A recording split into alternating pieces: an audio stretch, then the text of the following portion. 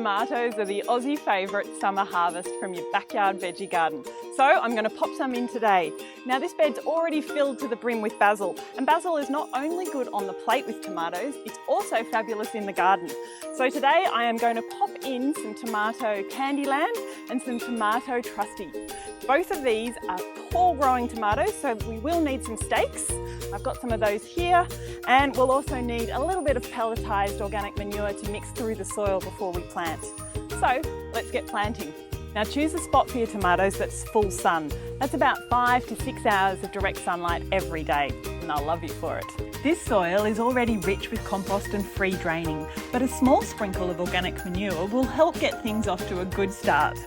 Alright, now tomatoes are one of the few plants that you can actually plant deeper than they were in the pot, because they'll actually send off roots from the sides here, and that'll help to stabilise the plant.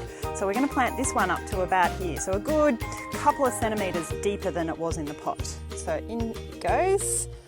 And of course, don't forget to mulch back around your plants. I'm just going to pinch off those lower leaves as well. I like to add at least 2 stakes now at planting, because adding them later might disturb the established tomato roots.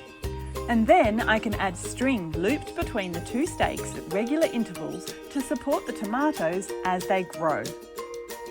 You can grow tomatoes in large pots or tubs. Just make sure you use a premium quality potting mix.